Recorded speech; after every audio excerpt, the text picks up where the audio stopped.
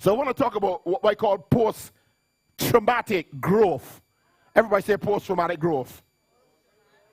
So I want to talk about how you can grow after adversity, how you can grow after trauma, how you can grow after hardships, how you can grow after pain. You don't have to see your trauma as a life sentence. You can grow as a consequence. You can become better. Amen? You can turn your wounds into wisdom. Come on, say wounds into wisdom. So your wounds become your wisdom. It become your wisdom for life. It become your wisdom for your living the abundant life, the fullness of life. Does that make sense? So something that is meant to destroy you, meant to shut you down, has become your wisdom for life, has become your wisdom to break through, has become your wisdom to break forth and to access your full potential. Come on, give God praise if you know what I'm talking about. So we're going to talk about post-traumatic growth. Thank you. Oh my God. Even out of the mouths of babes and suckling will he ordain praise, that he might silence the enemy. Come on, say silence the enemy. You know we got to settle it, that our society is bad for your health. Is that true or false? We have to admit it. And that's what when I'm reading the word over and over, I'm beginning to understand that all the man-made systems, all the construction, all the societies that have been developed within our civilization, listen, is bad for our health. And sometimes it marks the body. It dismembers the body through specifically trauma. Society is bad for your health. You need God if you live in this society. Come on. You can easily go mad. It's called mental illness. Or let's call it mental ill health. It's bad for your health. And you know, the more you read the text, you recognize that our society is bad for your health. I mean, you know, we need to, you know, when we are living in these societies, they need to have something to advertise. This society is bad for your health. It is. The Roman society was bad for the Jewish citizens' health. Is that true? And the body that they destroyed or they marked more than any other body was Jesus' body. Jesus came and lived in the Roman Empire, and we knew, we see, we experienced, it's recorded in the Word that it was bad for his health. Are you here? Are you with me so far? So all systems. So I want to use the word to establish this.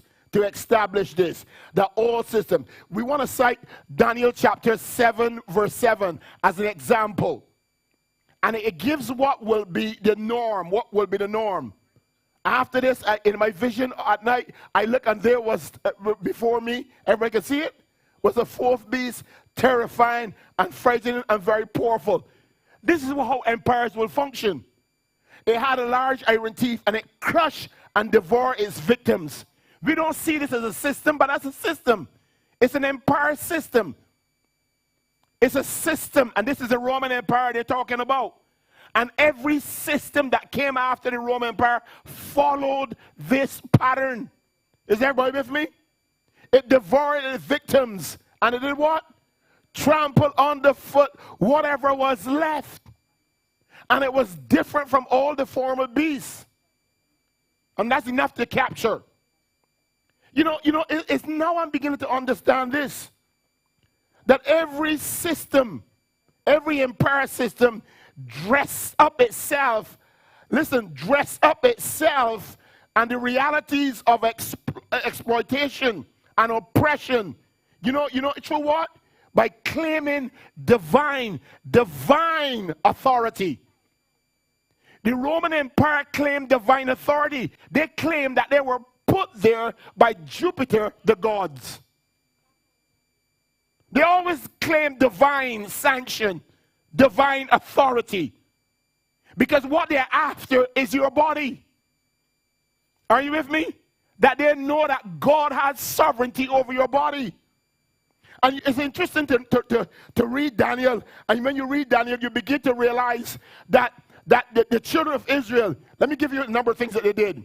They had circumcision of the flesh. You know why they circumcised the flesh? Because they wanted to do what? Listen, they wanted to give God control over their bodies. Circumcision was used as a practice to demonstrate God's sovereignty over their bodies. Listen, I'm not discovering the Sabbath was developed within the Jewish period to develop the notion that the empire must not control their bodies. That they had what is called work stoppage. Say work stoppage. Because you know what this consumerism, you know what, they want you to work every day, every hour, 7 days a week. So the Sabbath was put in place to create work what? So to give God control over and now you're beginning to understand why God did these things. Circumcision, the Sabbath, all those things were done within the Jewish period. The whole sacrifice, giving sacrifice to God, was a form of worship. And in the New Testament it says, bring your bodies as a what? Living sacrifice. Because your sacrifice represented your body in the Old Testament. Is that true? So your sacrifice was about your body. Was that you were sacrificing your body to God. And every time you made a sacrifice, you were devoting, you were dedicating your body to God. That's why Paul picked it up in Romans 12, and he underscored the fact, bring your bodies, give your bodies, surrender your bodies as a living sacrifice to God. Are you understand what I'm saying? Are you hearing me? The diet, there's one group of people that had a strong emphasis on diet, were the Jewish people. Is that true or false? They had a diet in order to do what? To preserve their bodies. So whether it be circumcision, whether it be their sacrifices, whether it be the Sabbath, whether it be the diet, it was all to give God dominion over their. How many of you are seeing this now? And that's why some of those practices, not every one of them is applicable, but there's some that are applicable. But they had to do it because they had to resist the empire. Are you with me? Are you hearing what I'm saying? They had to resist the empire. So they had to practice things in order to give God sovereignty and dominion over their bodies. Because the empire was always seeking to negate, everybody say negate God's claims to their bodies. Even, when I look at martyrdom, you understand listen, rather than submit to the empire, they prefer to die so the empire will not have control over their bodies. Martyrdom was used as a resistance to the empire. So when you saw all the disciples that died through martyrdom, because they refused to give the empire control over their bodies. I'd rather die.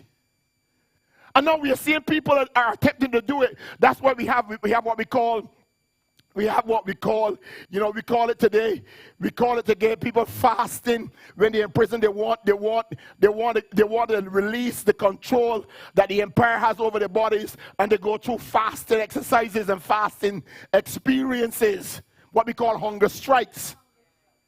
Those are attempts to push off the empire control over your body. You'd rather die than submit to the empire. So martyrdom was not submitting to Romans' power. It was resisting it. Because you prefer to die rather than live according to the values and practices of the Roman Empire. If you understand what I'm saying, clap your hands. Those disciples, they preferred, some of them died in all different forms because they refused to give the empire control, because they know that the empire is bad for your health. They know that all societies are bad for your health. And I want you to be with me. Are you still with me? The first thing the empire does to control our bodies is that the empire, listen, produces absolute pain. Everybody say pain. That's the first thing. Do you know that's the first thing that society does? It produces pain in your body. Are you with me? And if there's one thing you can't fake, it's pain. Pain is the most absolute thing in the world. You can't fake pain. When you're going through pain, you got to respond. You got to change. You got to change your course. You got to change your direction. You got to give attention. Pain is the absolute. So they use pain to control your body, to get you to conform. Don't you realize that? You might not realize that, but put on the screen, my friend, put on the screen Matthew chapter 4, verse 24. And I want you to understand the first thing that came before Jesus, when Jesus was in the Roman Empire, the first thing that came to him, the first thing that people brought to him were people who were suffering with severe pain. Verse 24, news spread about all over Syria. Syria was one of the colonial powers. And people brought to him all who were ill and various diseases. Those who were suffering with what? I can't hear you.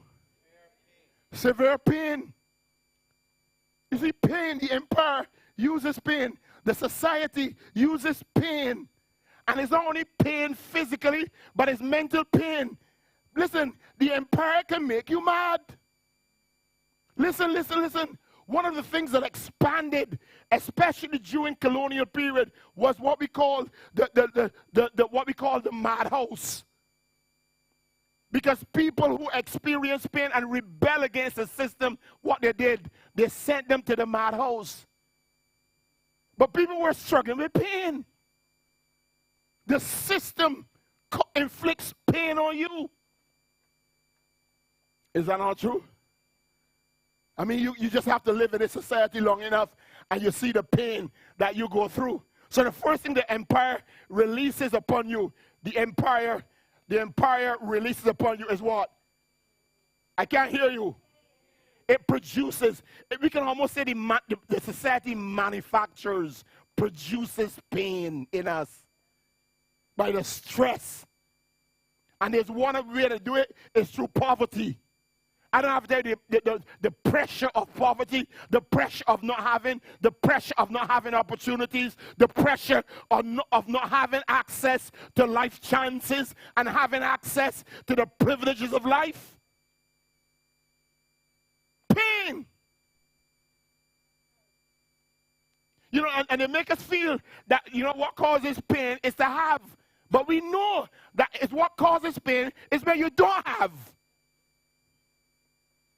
You know, people have a way of saying, when you got too much, you don't got pain. You might got worries, but not pain.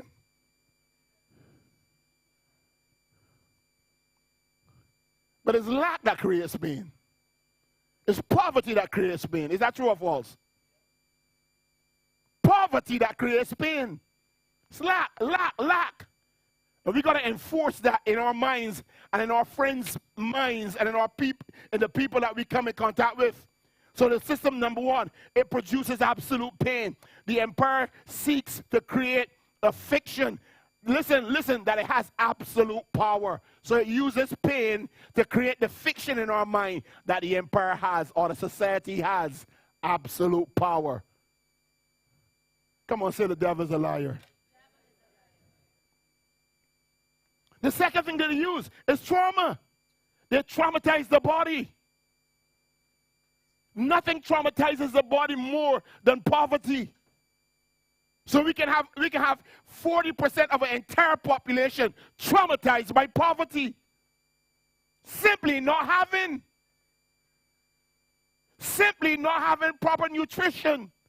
Simply not having access to food. Simply not having access to good education. There's nothing that creates pain like that. Is anybody with me? I'm not talking about pain, but pain to the body. It traumatizes you. It traumatizes the body.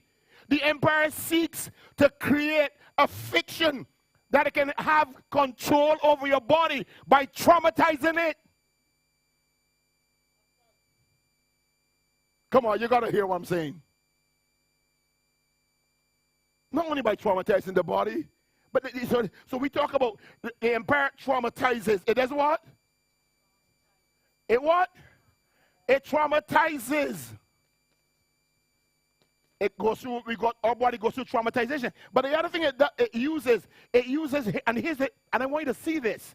It does not only cause pain, it does not only traumatize the body. Listen to what I'm saying. But another thing it does, and I want you to see this, it devalues the body. It does what?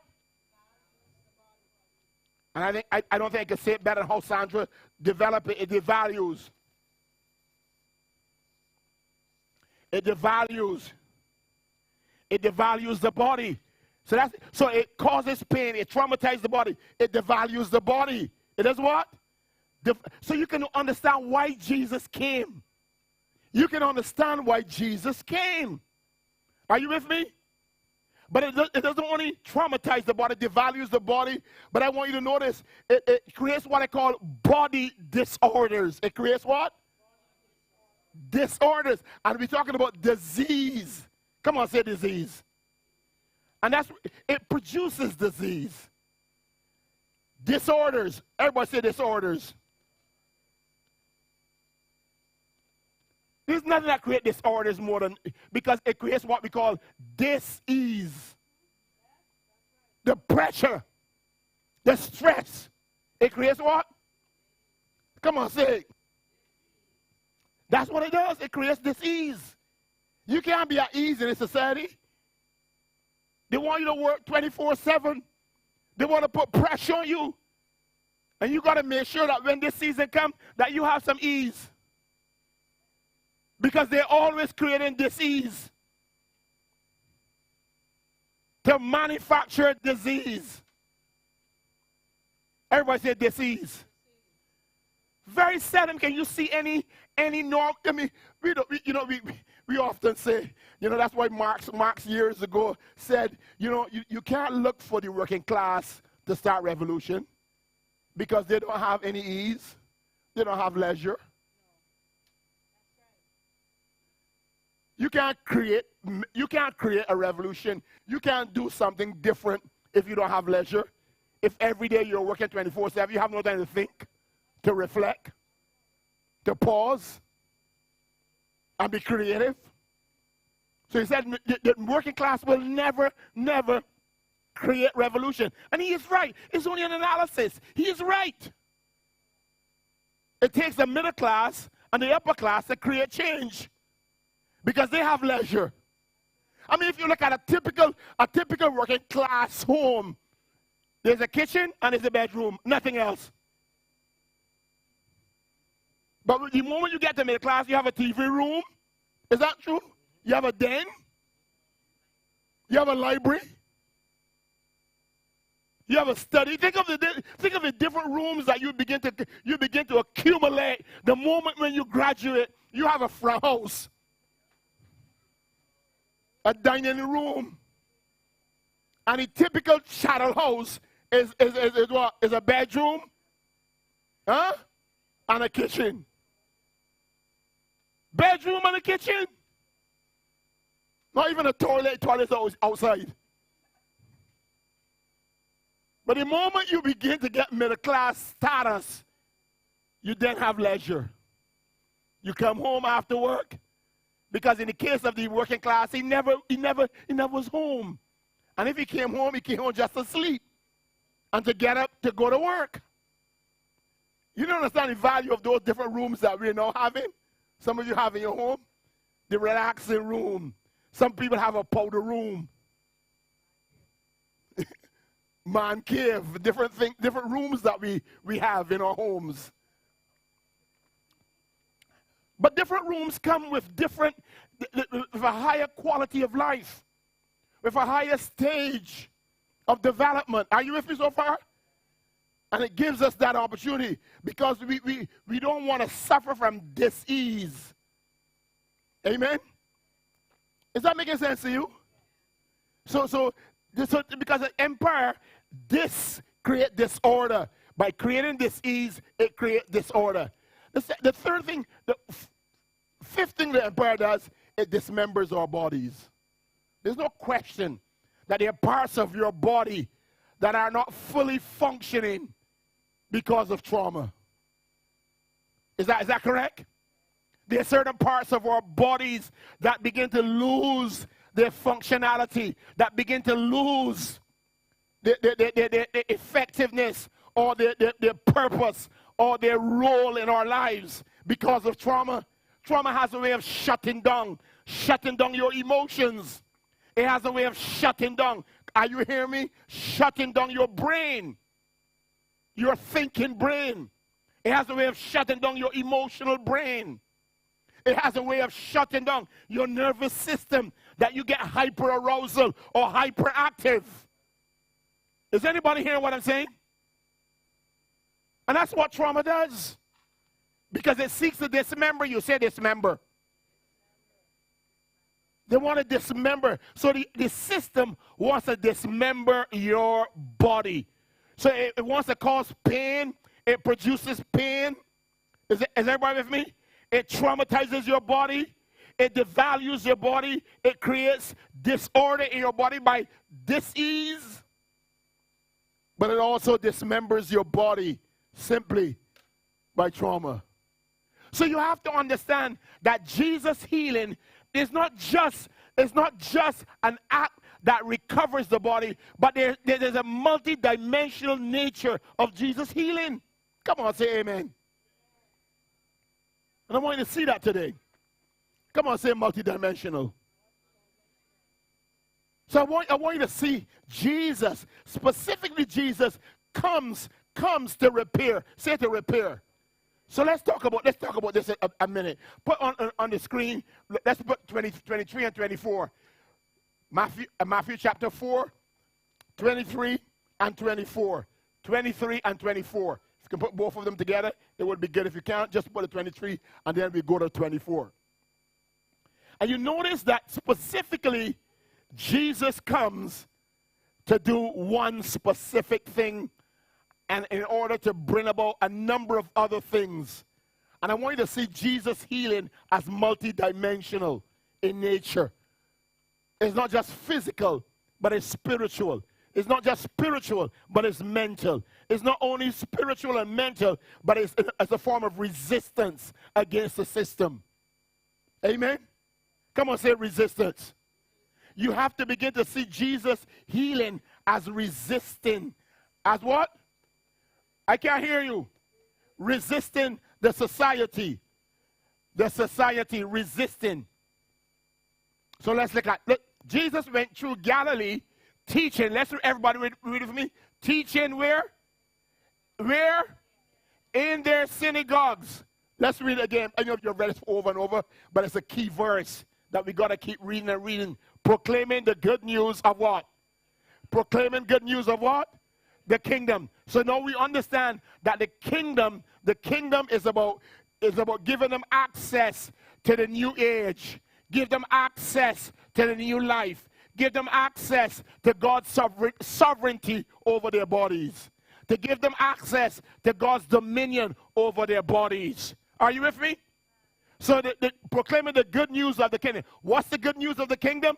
What the empire destroyed. What the empire damaged. What the empire dismembered. What the empire, listen, are you hearing what I'm saying? what the empire destroyed, what the empire damaged, what the empire dismembered, what Jesus is going to do. Jesus bring them the news of the kingdom, and what does he do? Heal what? Every disease, every disease, and what else? And every sickness among who? The people. My God, you got to hear this. All among the people. Why is he doing this? He's repairing what the empire, what the society destroyed. He's rolling back what the empire impacted in people's lives. Are you hearing what I'm saying? He's restoring what the empire dismembered. Come on, say it, restoring. Come on, say it, restoring. Jesus is restoring what the society destroyed. He is restoring what the society, oh my God, we have to make the word applicable. Remember, this is our story. This is not the story of the Jewish people. This is our story. Because, listen, the society makes us sick. Capitalism makes us sick. Is that true or false? The system makes you. Work makes you. Is that not true? That's why you have to have so many sick days. Because it makes you sick. It's all designed to make you sick. It's all designed to cause you to be sick. My God, almost to import stress in your body. The society, the work system, my God, makes you sick. You come home after work and say, my God, I just feel sick. Is that true or false? And you know, I don't have to tell you what it creates with your children and your children's children. Amen. You're grumpy because it makes you sick. Stress on your body. And that's who they brought to Jesus, because the empire, the system, the taxing system that they had in place. Are you with me? And you have to understand, that is why Jesus targeted the tax collectors. Because the taxing system was so imposing. It created poverty. It dispossessed the people from their lands and what they own. And that's why he went after Matthew. Come on, say Matthew. That's why he went after Zacchaeus. Are you with me? He went after them because they were tax collectors. And they didn't use they were in authority, or they had power over a particular tax system that was what we call the transportation tax. That you could charge a person once you see them walking, once you see them carrying items in their hands or items in a container. You could tax them for fish. You could tax them for bread. You could tax them for whatever they possess. It was called a traveling tax. So you can understand why Jesus went after tax collectors. Because he was resisting the what? The system. Come on, say the system. So he was not only resisting the system by healing people, but he was resisting the system by taking out of the system those who impose, listen, who impose oppression on the people by the tax system. So you have to begin to see Jesus' healing as multi-dimensional. Say multi-dimensional. He went through Galilee teaching in their synagogues, proclaiming the good news of the kingdom and healing every disease and sickness among the people. So what happened? Obviously, what was going to happen? News are going to spread. Because there's a man out here who's repairing the damage the Roman Empire brought on us. There's a man rolling back. There's a man, listen, restoring or dismembered bodies. Come on, clap your hands if you know what I'm talking about. It's coming against the system. My God. It's coming against the system. Everybody say the system. Jeez. It is amazing that we never thought the word came against the system. We never thought that Jesus resisted the system. But his healing was a form of resistance. His salvation for the tax collectors, he calling the tax collectors, was a form of resistance. Amen. Amen. Was a form of resistance. News about him spread all over where? Syria, the empire. And people brought to him now. They actually brought to him, literally brought to him, people in living color. People who are suffering with what? Severe pain. People who are mentally ill with diseases. People who are mentally ill without diseases. But they were experiencing severe pain. Everybody says severe pain. And they had what? They were suffering severe pain. Then there were some who were demon possessed. Are you hearing what I'm saying? Now we have brought together that the social and economic structures also cause disease. Inequality causes disease. Poverty causes disease. Because it creates bad nutrition. It creates ill health. It creates poor education. Come on, say poverty. Don't let people make you feel that poverty has virtue in it. Amen. Social and economic structures cause disease. Limited resources cause disease. You don't have, something is happening to your body, and you don't have money to go to the doctor. You don't have the resources to go to the doctor. It perpetuates. Are you hearing me? I don't have to tell you that, listen, people become vulnerable because of the harsh taxation system. Are you hearing me? The overcrowding in their homes, the poor hygiene.